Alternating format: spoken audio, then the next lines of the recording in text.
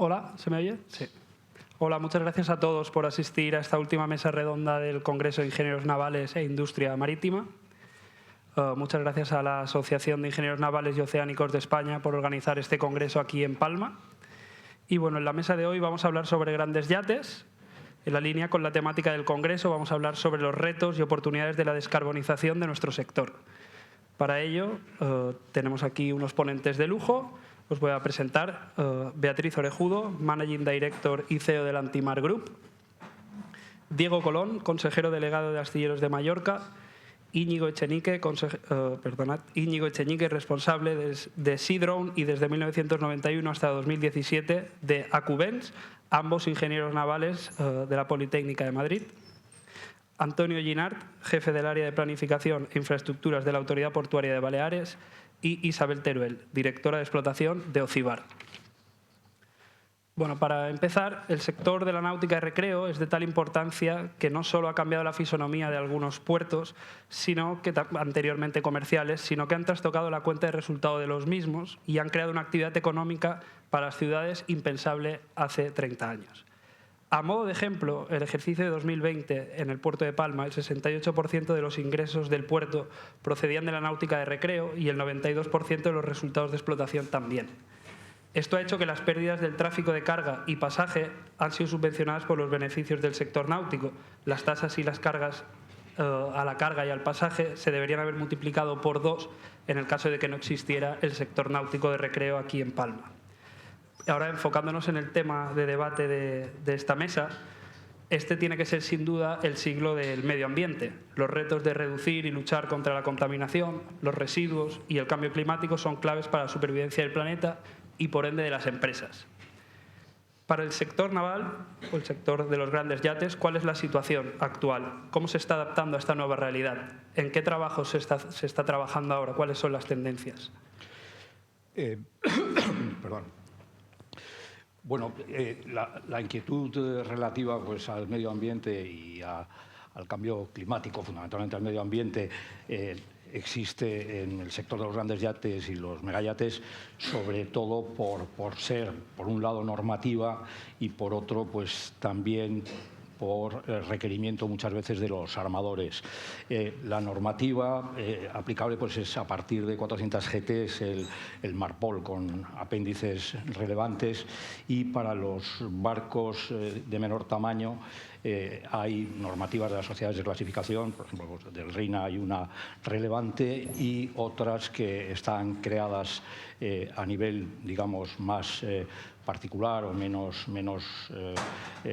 sin intervención de una sociedad de clasificación, como puede ser el YETI, que es el Yacht Environmental Transparent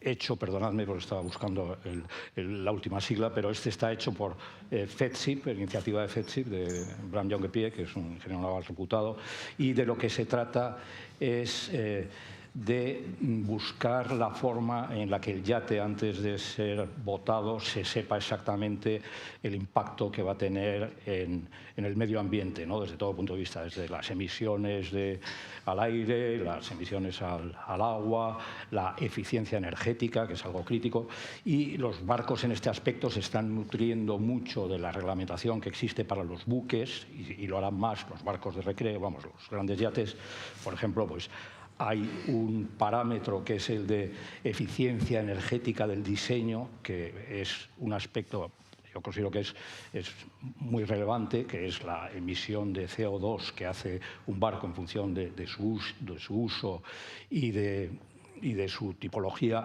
y entonces esto, el aplicarlo a los megayates, pues es muy relevante. En cuanto a cómo se hace que un barco pueda ser ecológico en el sentido más amplio, pues lo primero de todo es hay que distinguir también lo que son las medidas viables técnica y económicamente de las que no lo son y se podrán aplicar en un futuro, ¿no? Pero hoy por hoy hay muchas cosas que se pueden hacer.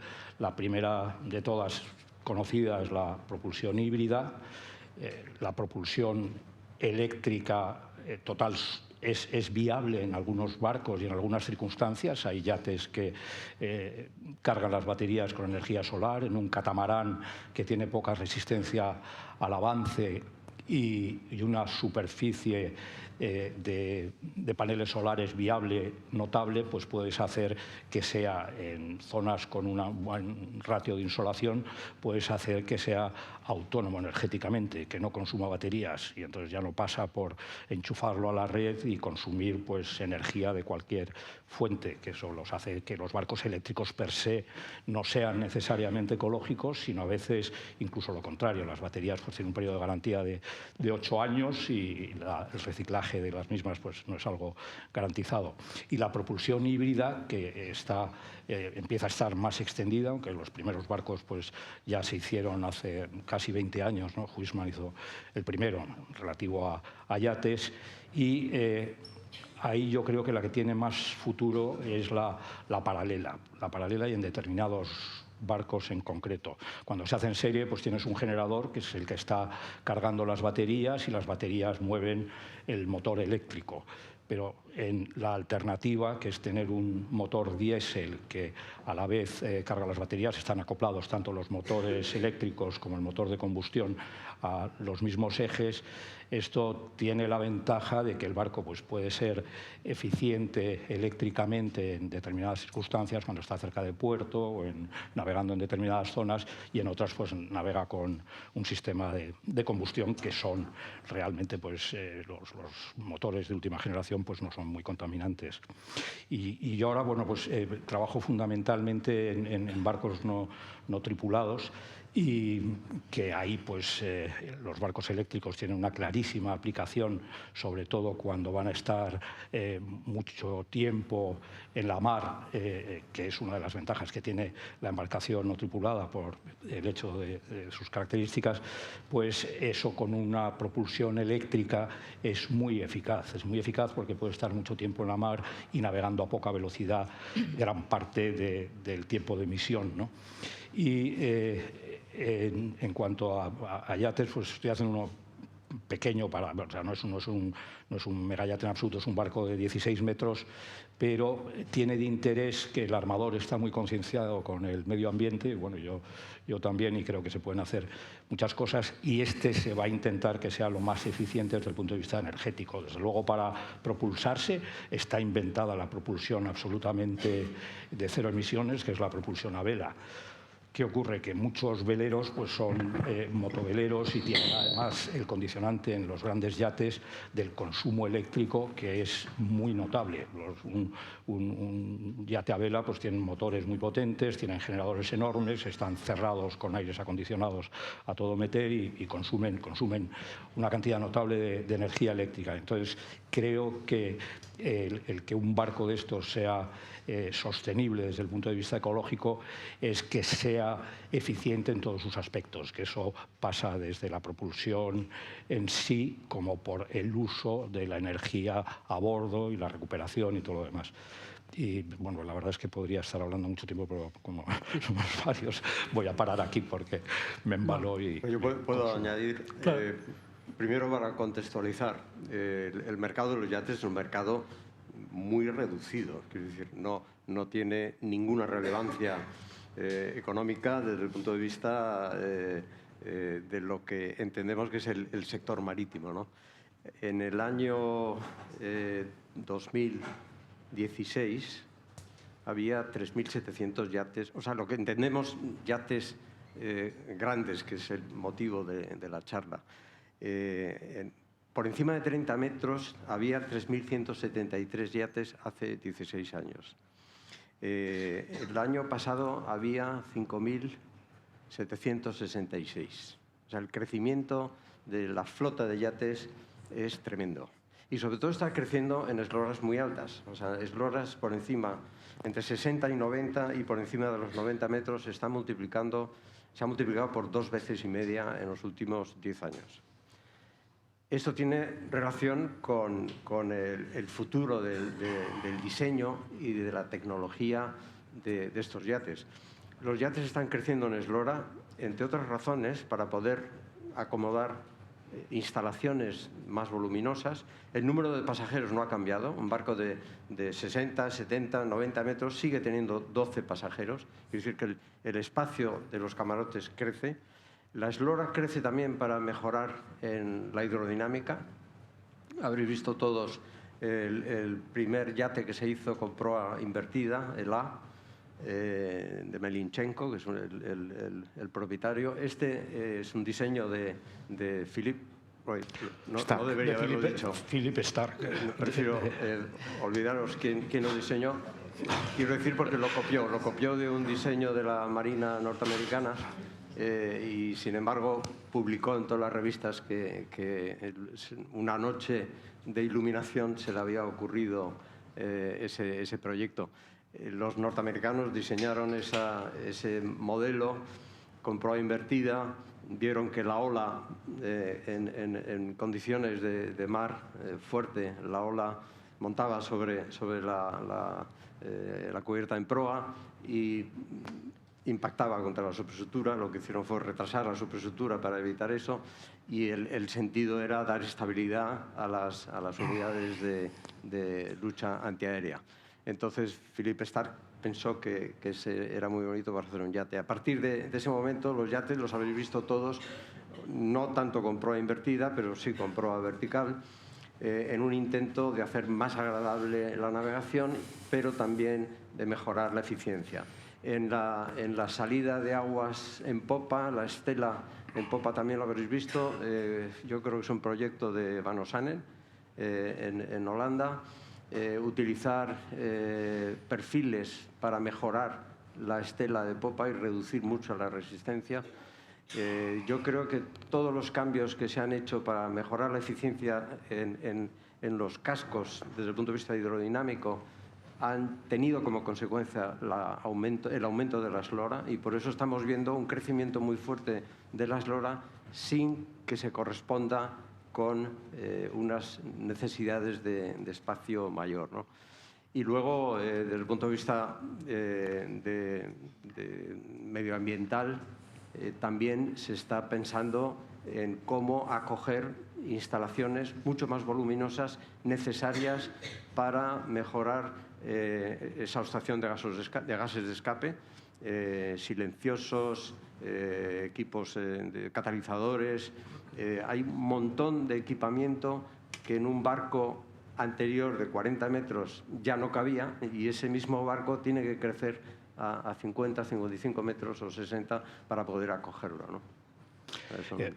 Solo un apunte. Yo la verdad es que tengo bastante sensibilidad con el armador con respecto a lo que hacen Philip Stark y ese armador, porque un barco con el que tuve mucho que ver, el Sea Cloud Spirit, cuando salió de la ría de Vigo estaba la versión no de motor sino de vela del mismo armador, que el armador no voy a comentar demasiado, pero sí sobre el diseño de ese barco, que realmente es costaba exactamente 5 veces lo que costó el Sea Cloud con la misma eslora. Uno es un buque de pasajeros con Green Passport y propulsión diésel eléctrica y 138 personas a bordo como pasajeros y 92 tripulantes.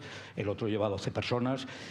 Es, desde mi punto de vista, lo más parecido estéticamente a un aborto de calamar, porque es un barco que es exactamente, es un barco que pretende ser de vela, pero no es de vela, tampoco es de motor, es un tocho de estos infame. Y claro, que a alguien se le ocurra, además, pues eso está, bueno, me voy a ir por las ramas y a lo mejor me embalo demasiado, entonces que alguien me pare, pero claro, es el barco de un caprichoso, de un oligarca ruso, ¿no?, que estos están ya tenidos y tal, que se lo encarga a un diseñador, que es un diseñador excelente, pero un diseñador de muebles y de tal. Entonces, es eso, la estupidez tan enorme que hay alrededor de los barcos muy grandes y de los oligarcas es mayúscula, supera todas las ventajas hidrodinámicas.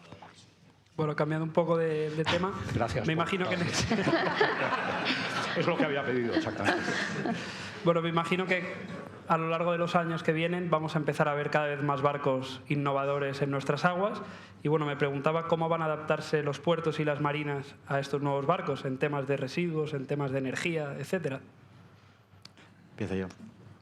Gracias, Pedro. Has mencionado dos aspectos sobre los que los puertos deben adaptarse en el futuro. Has mencionado la gestión de residuos y la energía. Estos son dos aspectos en los que los puertos tenemos que avanzar en el futuro, ¿no? En cuanto al campo de la energía, el papel de los puertos es sencillo, es satisfacer a sus clientes, o sea, es decir, satisfacer a la demanda que tengan los buques y satisfacer a la demanda de las empresas que desarrollan su actividad en los puertos, ¿no?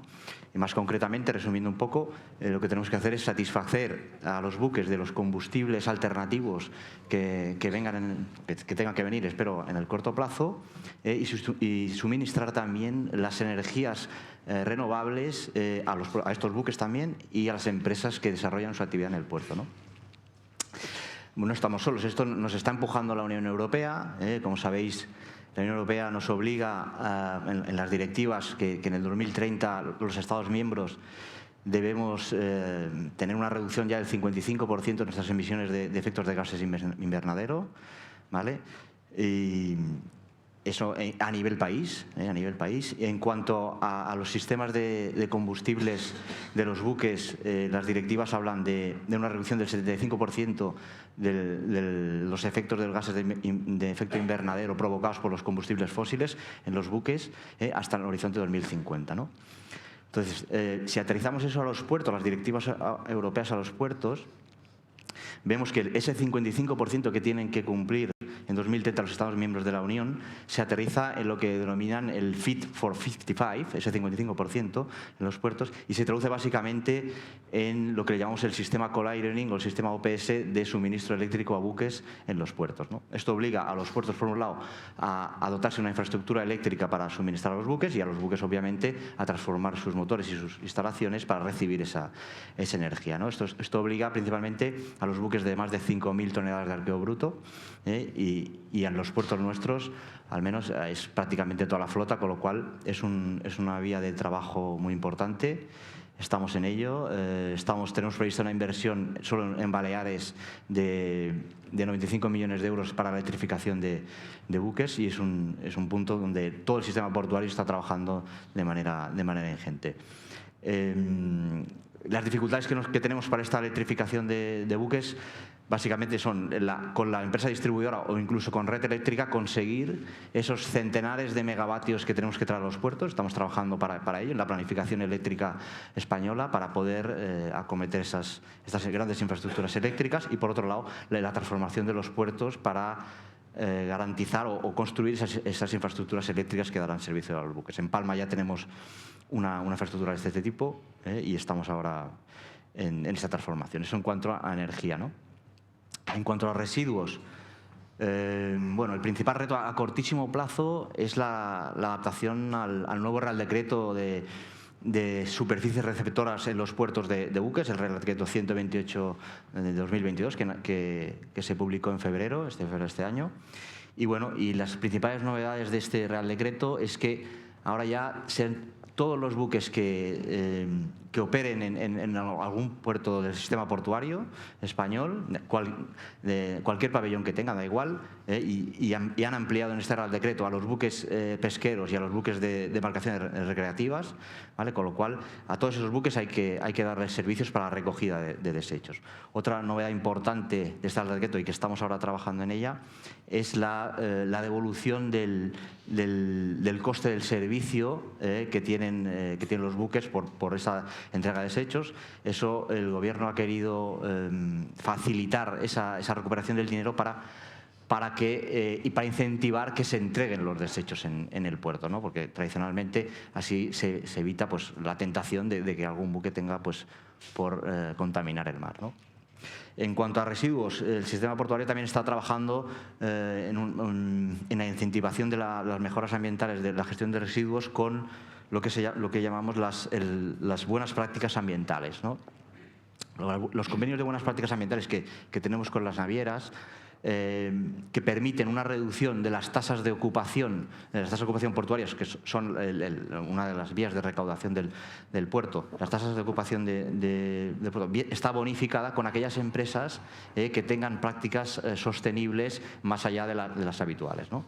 En el tema de residuos, por ejemplo, se están bonificando tasas a empresas que están monitorizando sus residuos sólidos urbanos, con pesajes y están favoreciendo de esta manera el seguimiento de la trazabilidad de la separación de residuos y de la economía circular que pueden generar a través de esos residuos, ¿no? La gestión de residuos que hacemos en el puerto, pues la conoceréis seguro muchos de vosotros, está regulada por el convenio Marpol. Estamos gestionando pues, el Marpol 1 de aguas hidrocarburadas, Marpol 4 de aguas sucias, aguas grises, el Marpol 5 de residuos sólidos urbanos sobre todo, y también el Marpol 6 para evitar las contaminaciones de óxidos de azufre y óxidos de nitrógeno. Entonces, esas son un poco las actividades que hacemos más destacables en cuanto a residuos, en cuanto a gestión de residuos. En cuanto a innovación en la gestión de residuos, también tenemos en todo el sistema portuario varios proyectos interesantes. En concreto, en Baleares tenemos un proyecto que se llama Portnet, que es muy interesante, que trabaja en la trazabilidad del residuo, desde que se entrega por el buque hasta que el gestor acaba con, o sea, lo recicla o hace el buen uso de él, ¿no? Entonces, mediante el sistema blockchain se permite seguir cada momento que hace el residuo hasta el final de sus días, ¿no? Entonces, bueno, hay un compromiso muy fuerte para ambas cuestiones, para la energía y para la gestión de residuos en el sistema portuario, y es una de las vías de trabajo que tenemos todos los puertos en este momento. Perfecto. Bueno, yo a la pregunta... Sí. A la pregunta, en cuanto a gestión portuaria, porque soy directora de una empresa en la que gestionamos sobre todo puertos deportivos. ¿Se me oye? ¿Sí, a ratos? Sí. Sí, vale. Entonces, nosotros como puertos lo que vamos a tener que hacer es adaptarnos a esas nuevas embarcaciones. No es un... Parece que soy a ratitos, ¿no? Sí. Sí. ¿Me oís bien, pero aún así? Sí, vale. Entonces, nosotros lo que tenemos que hacer es adaptarnos como puertos a esas nuevas embarcaciones que van a venir, pero como habréis estado hablando durante estos 2 días en el Congreso y como ha estado comentando antes, gracias, y como ha estado comentando antes Íñigo, eso tampoco es mañana. Quiero decir, para embarcaciones pequeñas... un segundillo, no sé cómo. Sí, está bien, parece. Sí. Funciona, ¿no? Está cedido, ¿eh? Ah, vaya. Espera. ¿Quieres? No tengo micro, lo que pasa es que me oyen 2 veces. ¿Este está apagado o...? No, que me oyen 2 veces. Vale, ya está. Vale, gracias. Bueno, como decía, para embarcaciones más pequeñas, que no es el objeto de esta mesa, bueno, ya tenemos las embarcaciones eléctricas que están bastante avanzadas para salidas cortas, no muy lejos de puerto, sin idea de quedarse fondeado en ningún sitio. Pero cuando ya estamos hablando del tema de la ponencia, que son las grandes esloras, bueno, pues tampoco está tan avanzado el tema. Se están haciendo muchísimos proyectos, pero hay muchos tipos de energía diferente que se están estudiando, modelos híbridos. Entonces, lo que está claro es que cuando llegue ese momento, los puertos nos vamos a adaptar a eso, porque lo vamos a tener que hacer. Tenemos que adaptarnos a nuestros clientes. El principal problema que pueden tener los puertos en ese sentido, sobre todo, es en cuanto a, por una parte, espacio, porque tenemos muchos metros cuadrados de espejo de agua para los amarres, pero solemos tener poco espacio en tierra. Entonces, dependiendo de los requisitos de esos nuevos tipos de energía, por ejemplo, parece ser, por lo que yo me he informado, pues el hidrógeno, ¿no? Si necesitamos tanques de hidrógeno, aparte de que necesitan unos requerimientos muy específicos, pues necesitan mucha más capacidad para la misma cantidad que necesitaría, que sería el equivalente al combustible. Entonces, ahí ya tendríamos un problema de espacio. Cuando hablamos de las electrolineras, un barco tarda muy poquito en poner combustible, pero en cargar baterías, aunque sean cargadores rápidos, siempre tarda más que en poner combustible. Necesitaremos más muelles dedicados a eso, y para nosotros los metros cuadrados de amarre pues son básicos. Los principales ingresos de las instalaciones portuarias vienen de esos metros cuadrados de agua. Entonces, sacrificar metros cuadrados de amarre para poner electrolineras pues tampoco encaja en el modelo económico. Entonces nos vamos a encontrar por una parte con ese problema de espacio, y nos vamos a encontrar también con el problema de las inversiones que eso va a suponer, porque cuando ya sepamos qué tenemos que instalar, pues tenemos que tener el dinero para poder hacerlo. Nosotros en las concesiones por lo general pagamos unos cánones a la comunidad autónoma o al Estado, dependiendo del tipo de concesión, y esos cánones están calculados en base a unos ingresos que, como digo, sobre todo vienen de los metros cuadrados de amarre, pero no contemplan esas inversiones. Por ejemplo, en una de las marinas que gestiona mi empresa, Port Adriano, nosotros tenemos una concesión hasta 2042, pero con lo que hay ahora, con la gasolinera que ya tenemos, con las inversiones que ya hemos hecho, si ahora ya esa gasolinera hay que quitarla, supongamos, y poner una hidrolinera, no sé si se llamará, pues eso costará un dinero que no está contemplado, y ahí ya lo que necesitaremos es, como decía Antonio, pues que hay unas bonificaciones a los cánones, pues necesitaremos el apoyo de la administración para que nos puedan hacer esas bonificaciones, porque si no, no será viable poder hacer esas inversiones para la concesión.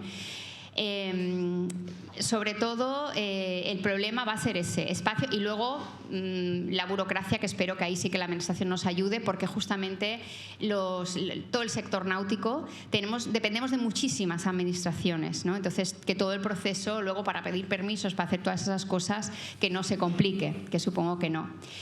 Y bueno, como un ejemplo de hace 2 días, vino un señor, ya estoy hablando de una embarcación pequeña, porque como digo, son las preparadas ahora, tiene lanchas de charter y quiere cambiar varias por lanchas con motor eléctrico, pero me dice que, claro, yo digo, bueno, pues tiene usted torreta para cargar ahí el barco, ¿no? Un enchufe. Pero claro, él quiere esa embarcación, la alquila por la mañana y por la tarde a diferentes clientes, entonces no le basta la rapidez con la que carga la torreta. Pues lo que hemos hecho para adaptarnos ha sido pedir un presupuesto de una torreta nueva con los requerimientos que nos ha dicho el cliente, y la vamos a cambiar. Pero eso ha sido de un señor que cambia 2 barcos. Entonces es un ejemplo de cómo nos vamos a tener que adaptar y el coste que va a tener a poder hacer eso, ¿no? Pero bueno, esperemos que por el medio ambiente eso llegue pronto y podamos adaptarnos, seguro que sí. Perfecto, muchas gracias, Isabel. Bueno, hemos visto cómo se adaptan los puertos, las marinas, a estos nuevos barcos que hemos comentado con Diego y con Íñigo, y ahora me gustaría saber si está cambiando también el tipo de armador. ¿Qué le gusta hacer? ¿Cuáles son sus destinos favoritos? Bueno, pues en el tema de los armadores y qué destinos son los que prefieren los armadores, bueno, siempre hemos tenido que la temporada de verano la hacen en el Mediterráneo, los grandes yates, y la temporada de invierno en el Caribe. Pero es verdad que en los últimos años estamos viendo cómo estos grandes yates incluso prefieren pasar la temporada de invierno en el Mediterráneo, pues que aprovechan a hacer unas reparaciones o un mantenimiento del barco y así estar todo el año en el Mediterráneo. Es verdad que las Baleares, en nuestro caso, somos un punto estratégico en el Mediterráneo, y creo que eso nos beneficia enormemente, y con toda la actividad que estamos ofreciendo somos capaces de desestacionalizar y de ofrecer a estos grandes yates la posibilidad de que puedan permanecer todo el año en nuestros puertos.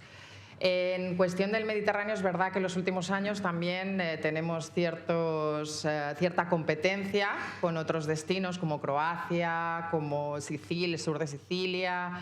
Y bueno, yo creo que seguimos manteniéndonos ahí en lo que es el destino preferido por todos los capitanes y armadores, que es las Baleares, pero no nos podemos dormir, tenemos que seguir trabajando, porque por ejemplo Ibiza es el destino preferido en verano. Los grandes yates suelen estar una media de entre 1 semana y 2 en Ibiza, pero claro, es que en Ibiza tienen la oferta que quieren, tienen la oferta tanto en mar, tienen una oferta de calidad tanto a tierra como en mar, que es lo que buscan, porque cuando el armador se levanta por la mañana lo primero que piensa es dónde fondeo y dónde voy a comer.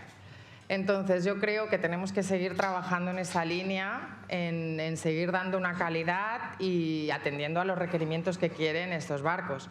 Por ejemplo, este tipo de barcos en Palma, yo lo que veo, es mi opinión, creo que la temporada se está acortando bastante. Estamos teniendo en los últimos años una temporada de 1 mes y medio, porque este tipo de barcos, es verdad que Palma es puerto base para muchos yates porque realizan esos mantenimientos, pero no tenemos a lo mejor esa oferta que otros destinos están ofreciendo en verano. Entonces, las escalas medias de estos barcos suelen oscilar entre 1 y 3 días, pues para hacer escala técnica, y también tenemos que decir, a colación con lo que decía Isabel, que es que no hay sitio también. Entonces, al no tener amarre para esos transeúntes, pues acaban yéndose a otros destinos. Por tanto, yo creo que tenemos que trabajar en infraestructura técnica y sobre todo en esa oferta de calidad tanto a nivel tierra y a nivel mar. Yo quería añadir a lo que has dicho, Bea. Efectivamente, los yates son pájaros migratorios y las condiciones de contorno les afectan muchísimo. El dólar, desde enero 2021 al día de hoy, se ha apreciado un 20% con respecto al euro. Quiero decir que barcos que hacían la temporada de reparaciones en la costa este norteamericana, tanto sobre todo Florida, Virginia, Carolina del Sur, esos barcos están viniendo al Mediterráneo a hacer toda la temporada de reparación. Barcos que antes, hay yates que tienen un horizonte de uso más social y les gusta el Mediterráneo, pero hay armadores jóvenes que les gusta descubrir nuevos destinos, tanto en el Índico, por ejemplo, Seychelles, Maldivas, y en el Pacífico también, Polinesia, Tonga, Fiji, Nueva Zelanda, Australia, también mucho. Y luego los nuevos destinos polares, tanto en el Ártico como en la Antártida. Y yo creo que empieza a haber también barcos, sobre todo barcos grandes, estos yates de 80, 90 o 100 metros, que llevan su barco nodriza que les aporta el combustible que les falta para hacer largas temporadas en zonas con poco aprovisionamiento. Yo creo que está cambiando mucho el uso de los barcos y sobre todo de los barcos más grandes. Bueno, después de escuchar todo lo comentado aquí, no me cabe duda de que van a venir años de muchísimos cambios. Y ahora me gustaría un poco mirar hacia adentro, mirar en casa, en qué posición se encuentra España en todo esto. Porque hemos visto que países como Corea, China o India pues han desbarcado a muchos astilleros europeos en el tema de construcción de buque mercante. ¿Podemos esperar lo mismo en el sector de los yates? ¿O qué ventajas tenemos frente a otros países? El sector de la nueva construcción de yates se quedó estancada. Quiero decir, constructores de yates en el mundo, en los últimos 30 años habrá 150 astilleros. Pero de esos 150, a lo mejor el 70% ha construido un yate. Y después de construir un yate, no hizo más. Seguramente le fue mal, pensó que era deslumbrante todo lo que había alrededor del yate y que era un gran negocio, y luego se dio cuenta que es un negocio muy difícil. Entonces, en España hemos perdido el camino, el hilo de ser constructores de yates, algo que no ha ocurrido en la construcción naval comercial, ¿no? Donde seguimos siendo un país tecnológicamente puntero, ¿no? En el mundo, Italia tiene el 50% de la producción de yates, y entre Holanda e Inglaterra tienen un porcentaje también del orden del 20%, y el resto de los países están tocando el piano. Turquía está cada día asentándose más, y la calidad es clave. Y yo creo que en España nos hemos quedado con una industria de reparación que tiene un potencial tremendo, porque todos estos barcos gastan muchísimo dinero en reparaciones, mantenimiento, refits, transformaciones. Es un capítulo para nosotros fundamental. Y yo creo que en el Mediterráneo tenemos una oportunidad que en el caso de Palma es muy antigua, quizás sea el puerto español que entró primero en el mercado de las reparaciones y el que más relevancia tiene y con un futuro tremendo. Perfecto.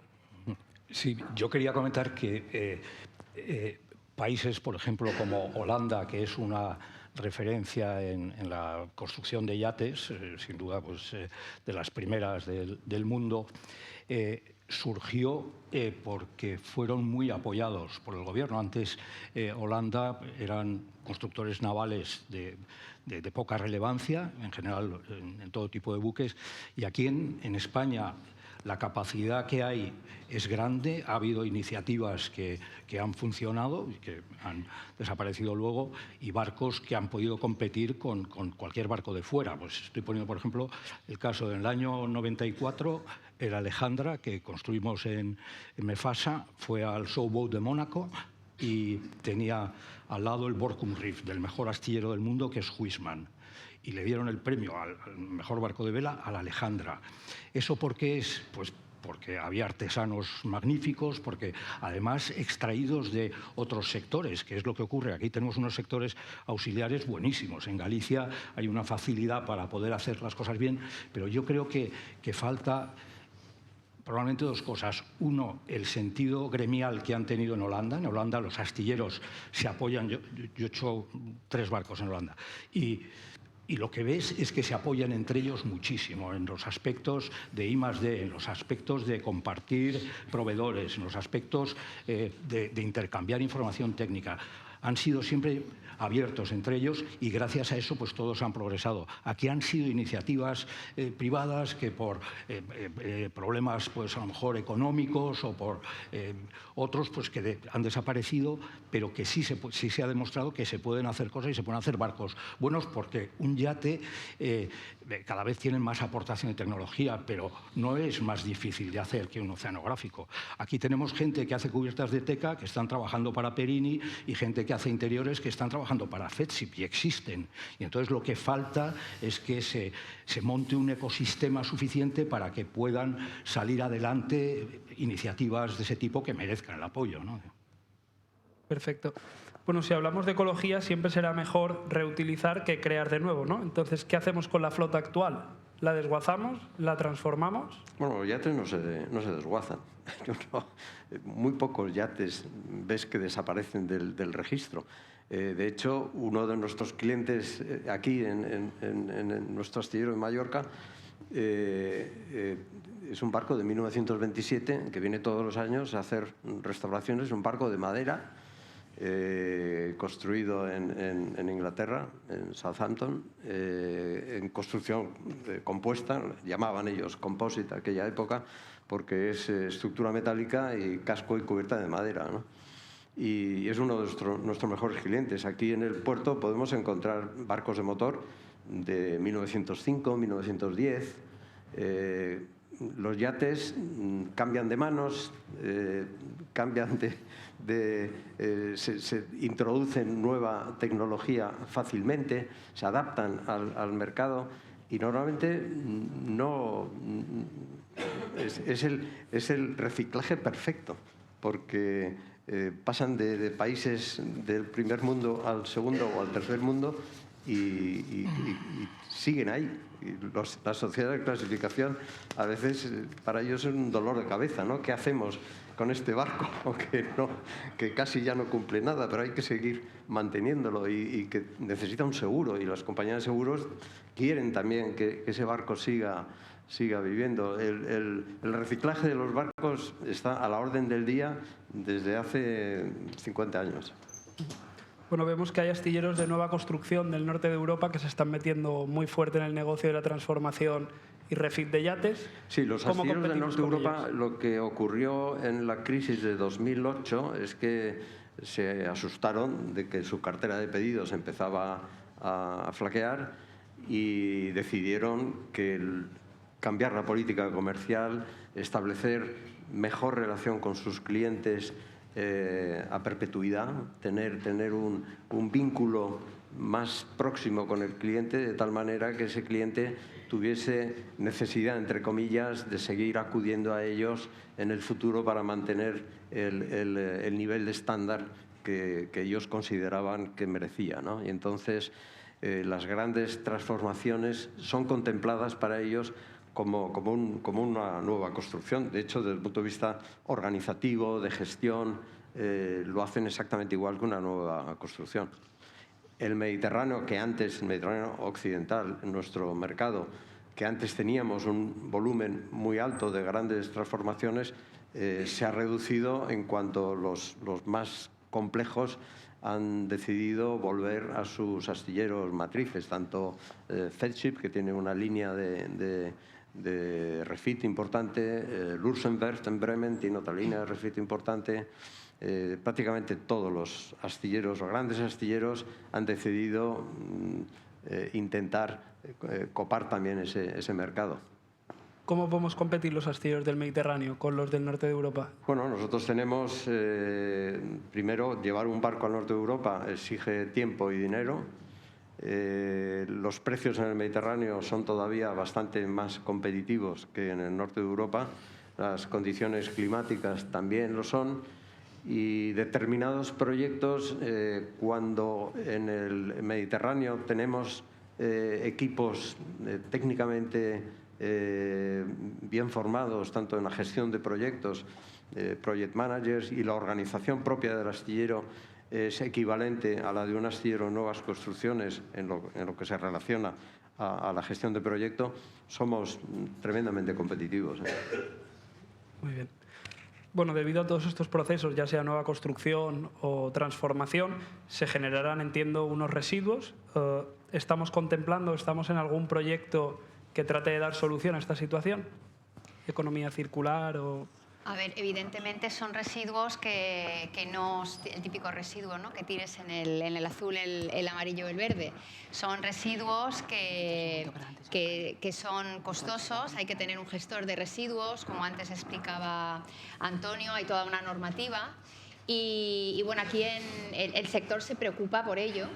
Aquí en concreto en Baleares, desde el Balearic Marine Cluster, con el apoyo tanto de la APB como de un organismo que es el IDI y un gestor importante aquí de residuos, que es Adalmo, se decidió hacer un estudio de caracterización de qué residuos se estaban generando aquí en la industria de reparación, de refit sobre todo, y se pidió a los asociados que dieran una lista de los residuos que estaban generando. De ahí salió una lista de 90 residuos, de los cuales en el proyecto hemos cogido 4, y de estos 4 hay 2 que son la fibra de vidrio y la arena de granallado, que parece ser que sí se podrán utilizar para crear materias primas que sirvan en otros procesos, tanto dentro de la náutica como fuera de la náutica. Entonces es un estudio que la verdad que nos ha hecho mucha ilusión, porque precisamente de eso se está hablando mucho, ¿no?, de la circularidad, de dar otra vida a esos residuos, porque es muy fácil pagar a un gestor, se lo das y luego ya veremos qué hace el gestor. Pues por lo menos nos estamos preocupando de cuando le demos ese residuo a ese gestor, ¿qué puede hacer con ese residuo? Lo podemos reutilizar en otras cosas. Y bueno, parece ser que para diciembre deberíamos de tener el resultado de ese estudio, de saber qué materia prima se puede crear y en qué procesos se puede utilizar esa materia prima. Y bueno, yo creo que es un paso importante, y luego se seguirá evidentemente estudiando otros residuos una vez que se haya terminado con eso. Bueno, para llevar a cabo todas estas nuevas construcciones, transformaciones, etcétera, se necesitarán infraestructuras que estén adaptadas. ¿Está España al día en este asunto? ¿Sabemos en qué posición están otros destinos del Mediterráneo? Y bueno, sobre todo, ¿estamos adaptados a hacerlo a la velocidad que nos exige el mercado?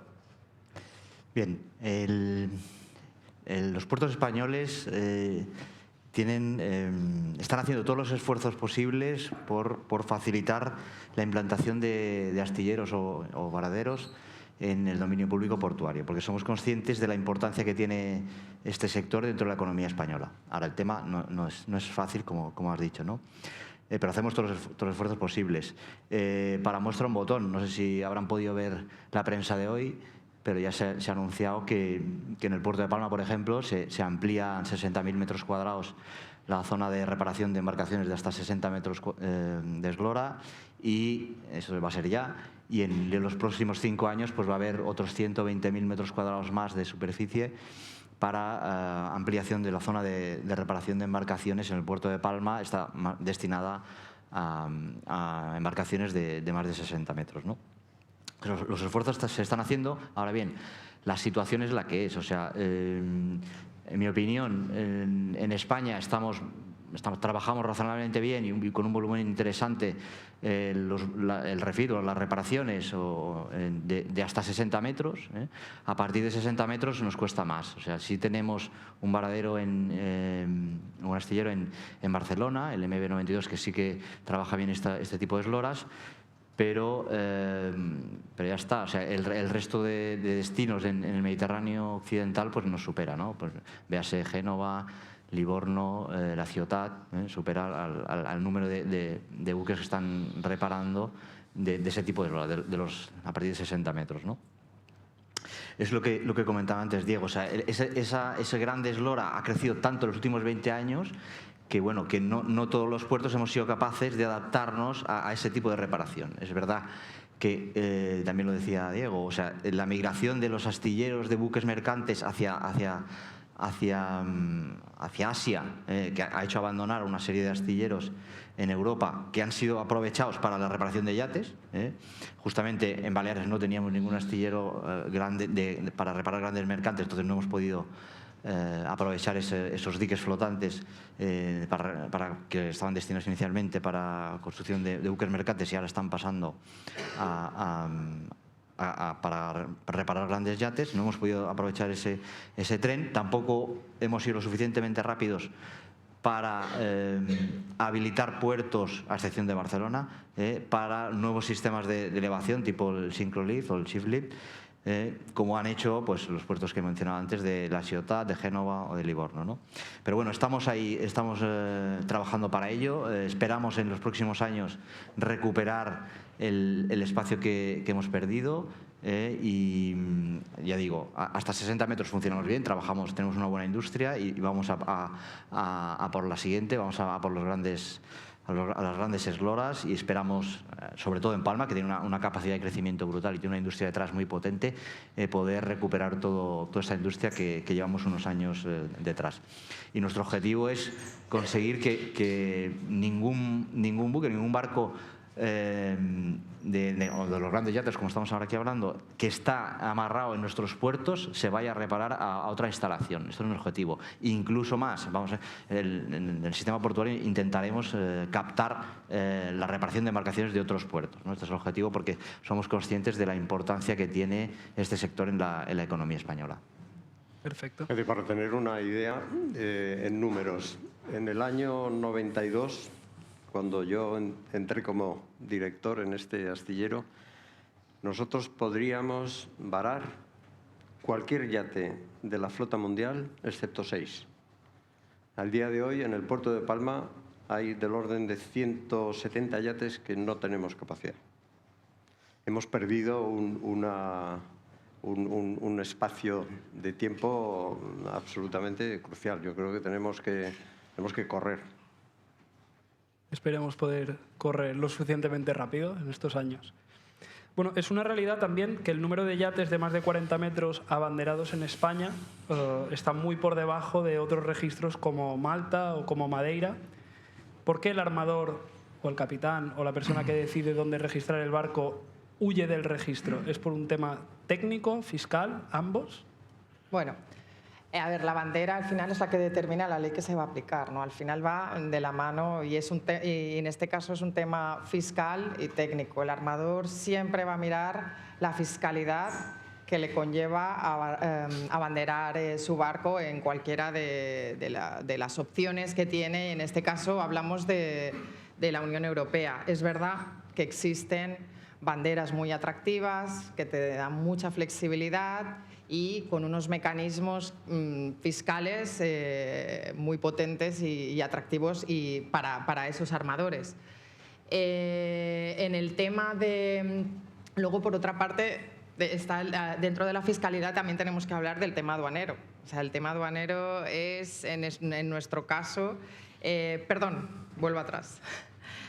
Tenemos, a diferencia de nuestros vecinos, como tú has dicho, que Malta es muy, muy atractivo por el tema fiscal, es verdad que nuestros vecinos tienen, digamos, un gravamen que ellos no tienen y nosotros sí, que es el impuesto de matriculaciones, lo cual no nos ayuda en nada a poder estar a la altura de los demás Estados miembros, porque el impuesto de matriculación, como la mayoría, y si no lo sabéis, grava el 12% del valor de la embarcación en el uso por residentes y personas establecidas en España. Entonces, es verdad, existen unas excepciones en el caso del charter, pero es algo que seguimos teniendo ahí y que todavía pues, estamos por debajo del resto de Estados miembros.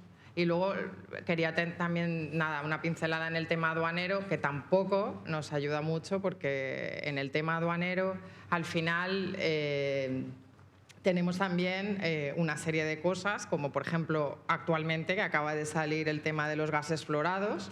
Esto es verdad que es una directiva a nivel europea que no nos ha quedado otra que transponer y que va a aplicar a la importación de las embarcaciones a consumo, ¿vale? De libre práctica. Es verdad que no se va a aplicar, o parece que la tendencia va a ser que no se aplique en las embarcaciones de importación temporal o que estén bajo un régimen de tráfico de perfeccionamiento activo.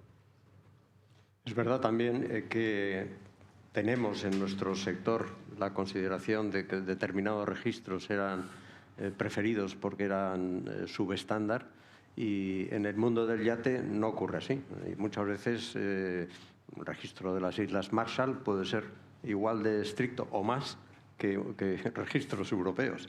Entonces, el 90% de estos registros son elegidos por sus condiciones de fiscalidad, porque tanto Marshall Islands como Cayman Islands, como Bermuda, Bahamas, hay cientos de registros terceros que son tremendamente atractivos.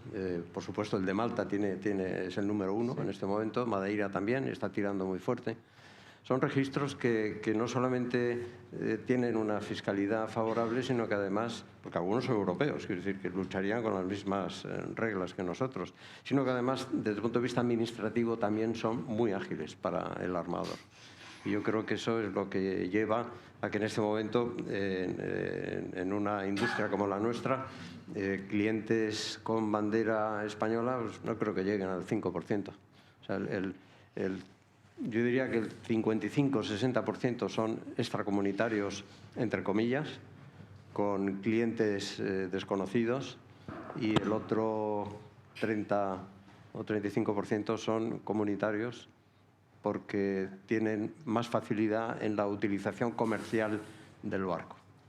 Pero también debo añadir que todo ese volumen que tenemos de banderas no comunitarias, o sea, quieren realizar una actividad comercial en nuestros puertos, sí. Lo cual hace que tengan que buscar esos mecanismos para poder realizar esas actividades, que sería en este caso la importación.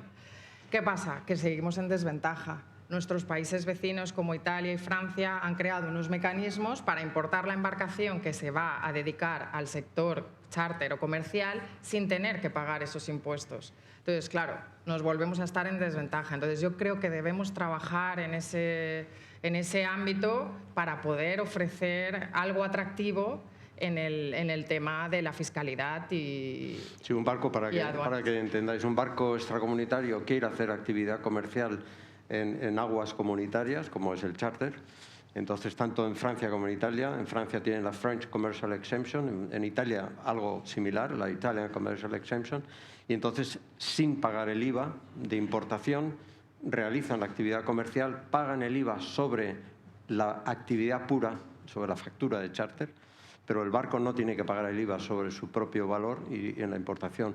En España estamos siempre poniéndonos palos en las ruedas. Y yo creo que en el tema aduanero, que tenemos un código aduanero comunitario igual, todos los países, sin embargo, la interpretación del código aduanero en España no siempre es igual que en Francia o que en Italia o que en Malta. Y, por supuesto, no solamente no es igual, es que es peor. Siempre es más restrictiva. Bueno, no nos cabe duda de que nos vamos con deberes para los próximos años. Quería agradeceros a todos la intervención y los puntos de vista. Creo que nos quedan 5 minutitos para acabar, o sea que vamos bien de tiempo. Y os pediría a cada uno de vosotros si pudierais hacer un resumen, un breve titular sobre la opinión que tenéis sobre los temas que hemos estado hablando. Empezamos por Íñigo. Bueno, yo quería romper una lanza por los yates a vela. Sé que es solo una parte del sector, pero no hay un barco más ecológico que el barco de vela, que puede ser de 0 emisiones sin necesidad de hacer como algún armador que conozco que tarda en retornar de América, donde va todos los años, a lo mejor 2 meses y medio, y le digo, ¿pero cómo es que tardas tantísimo? Y dice, no, porque es que he tenido calmas y iba a 2 nudos, por no querer poner el motor, porque al tío le encanta estar en el mar y navegar y tal. Pero en un barco de vela se puede mejorar mucho el aspecto ecológico si se usa menos el generador. Si no, tienes que tener el generador constantemente encendido para todos. Los barcos de vela, cuando haces navegación oceánica, pues las maniobras no son tantas, y entonces si es híbrido en paralelo, lo que puedes hacer, además de estar utilizando el motor eléctrico en determinados casos, es cargar las baterías con el movimiento de la hélice. Los barcos de vela de crucero, los grandes yates, todos tienen una velocidad de casco, no son barcos de planeo, ¿no? Como pueden ser los de regatas, de esloras grandes. Y entonces, cuando vas a una velocidad de casco, que eso, por ejemplo, cruzando el Atlántico, pues pasa muchas veces, tienes un sobrante de energía que lo único que está haciendo es aumentar la ola de proa y de popa. Pues ese sobrante de energía lo utilizas moviendo la hélice y cargando las baterías, ¿no? Ese es solo uno de los casos. Otros son pues los de eficiencia en el uso de los aislamientos, de la recuperación de calor del motor, en fin, todo lo demás. Pero creo que el barco de vela tiene mucho que decir en ese aspecto, sí. Perfecto. Isabel. Bueno, yo creo que por la parte que me toca a mí como gestora de instalaciones portuarias, detrás del reto que hay en conseguir embarcaciones que tengan cerca de 0 emisiones, si no 0 emisiones, pues detrás ahí estaremos las instalaciones portuarias preparando nuestras instalaciones para que esos barcos puedan estar en nuestros puertos, ¿no? Yo creo que este es el reto que tenemos nosotros. Perfecto. Toni. Gracias. Yo quería hablar también de 2 retos de lo que tenemos los puertos del sistema portuario español. Principalmente somos conscientes de la importancia que tiene el sector de la reparación de grandes yates en la economía española, y vamos a seguir apostando por que se implanten estas industrias en el dominio público portuario, ¿no? Eso sería un gran reto. Otro gran reto es acompañar la transición energética de los buques y de las empresas que desarrollan su actividad en el puerto, ¿no? Apostamos por un puerto verde, un puerto de 0 emisiones en 2050, y estamos trabajando en temas de mitigación del cambio climático para llegar a este objetivo, y acompañaremos a nuestros clientes, obviamente, en todo este proceso. Perfecto. Diego. Bueno, yo quería decir, en primer lugar, que los yates son juguetes, no nos olvidemos. Son juguetes tremendamente caros, quizás sean los juguetes más caros que el ser humano ha inventado, pero no dejan de ser juguetes, no tienen no tienen valor comercial, no tienen que llegar a ningún sitio, ni a una hora determinada, ni tienen que ser rentables, al contrario, son fantásticos bancos de pruebas, bancos de investigación. Muchos armadores están encantados de que su barco participe en programas de análisis de la contaminación en los océanos, y creo que esa oportunidad de que estos barcos se utilicen para ser centros de investigación tanto en temas de medio ambiente como de cualquier otro asunto relacionado con la ecología, tenemos que aprovecharla. Y muchos armadores, sobre todo armadores jóvenes, hay mucho armador. Antes los armadores todos tenían más de 70 años, que se hacían millonarios cuando llegaban a una edad muy elevada. Ahora hay mucho armador que tiene entre los 40 y los 55 años que están dispuestos y creen en la ecología y están dispuestos a que su barco sea un orgullo desde el punto de vista medioambiental. Bueno, yo por mi parte, y en resumen un poco de las dos partes que me ha tocado, diría que, bueno, en el tema servicios, pues eso, tenemos que seguir creciendo, tenemos que mejorar la calidad, tenemos que intentar diferenciarnos del resto de nuestros vecinos. Y bueno, y como agente de aduanas que soy, bueno, pues eso, intentar poder tener esas facilidades, el poder tener la misma interpretación, si es posible, de nuestro código aduanero de la Unión que el resto de los países vecinos para poder competir en igualdad de condiciones. Perfecto. Bueno, pues una vez más, muchísimas gracias a todos. No sé si tenemos tiempo para un turno de preguntas, 2-3 minutos, si alguien tiene algo que comentar. Universidad de Barcelona, y tenía una cuestión porque hemos hablado de los efectos positivos que tendría el plan de descarbonización sobre los yates. ¿Habría también efectos negativos en el sector de construcción o de que los armadores no se interesaran, por ejemplo? Gracias. Hombre, yo creo que desde luego si se hace la exigencia de que en el 2030, como se ha oído en algunos casos, haya emisiones cero en los barcos, eso realmente es inviable. Y claro, lo que llevará, pues me imagino que se replanteará los retos para poderlos adaptar a los barcos. Pero desde luego el descarbonizar es caro, ¿no? Eso sin duda. Para barcos nuevos, yo creo que gracias a todas las normativas que se están aplicando pues, por las sociedades de clasificación, por organismos y tal, pues irán mejorando, pero los barcos existentes van a necesitar acondicionarse y eso costará. Y en el sentido de los barcos, los yates y la segunda vida, un caso paradigmático es el del primer Sea Cloud, que es un barco del año 31 y sigue cruzando el Atlántico todos los años con permiso como buque de pasaje, que es el barco más antiguo que hace esa operativa, y era un yate pues eso, hecho en Krupp y remachado, ¿no? Y ahí está. Y los yates en general son barcos cuidados desde el punto de vista de construcción. Por supuesto tienen la tara grande del SOLAS, que no lo aplican, y la seguridad no es la misma que en un buque, pero muchos pueden tener otra vida, ¿no? Pues a lo mejor convertirse en un yate de charter de 36 pasajeros o lo que sea y pasar a otra aplicación. Nada. ¿Alguien más? Bueno, pues muchísimas gracias a... Perdón, ahí parece que hay un chico. Y ya el último.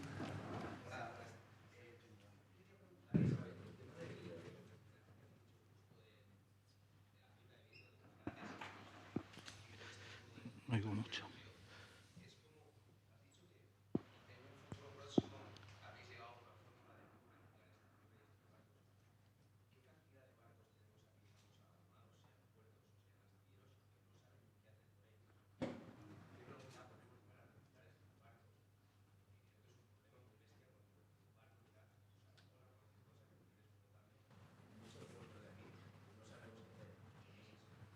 Efectivamente, como dices, además es un problema.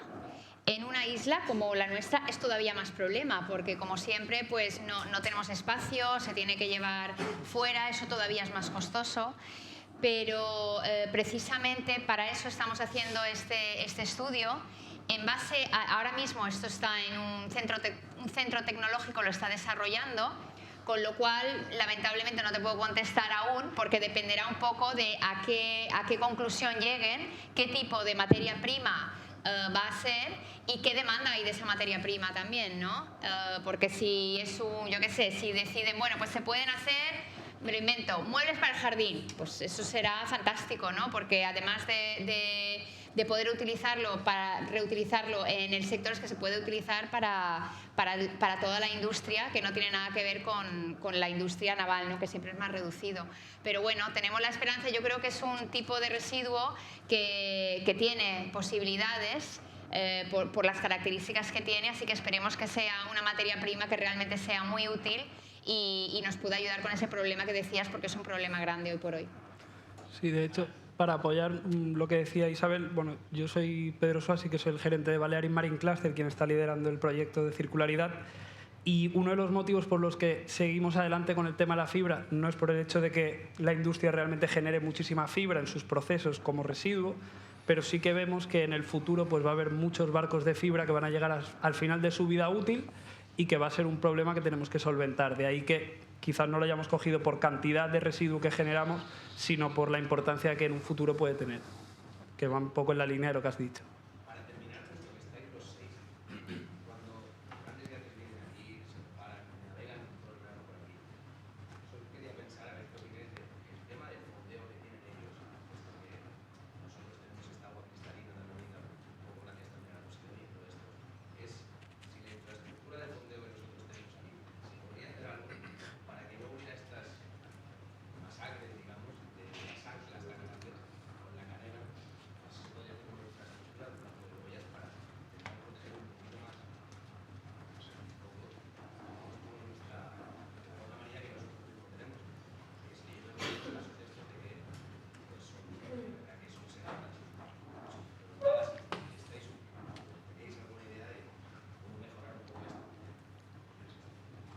Bueno, hay diferentes iniciativas. Vamos a ver, los yates más grandes, estos que están por encima de los 70, 80 metros, la mayoría ya se están construyendo con posicionamiento dinámico, con lo cual no hay ningún problema de fondeo, ¿no?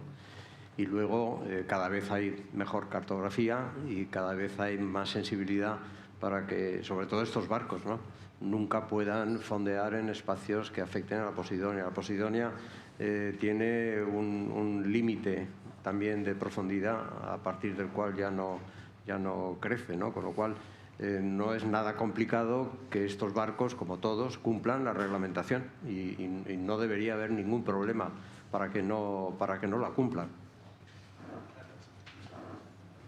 Bueno. Pues bueno, muchísimas gracias a todos. Espero que os haya parecido interesante. Y nada, gracias.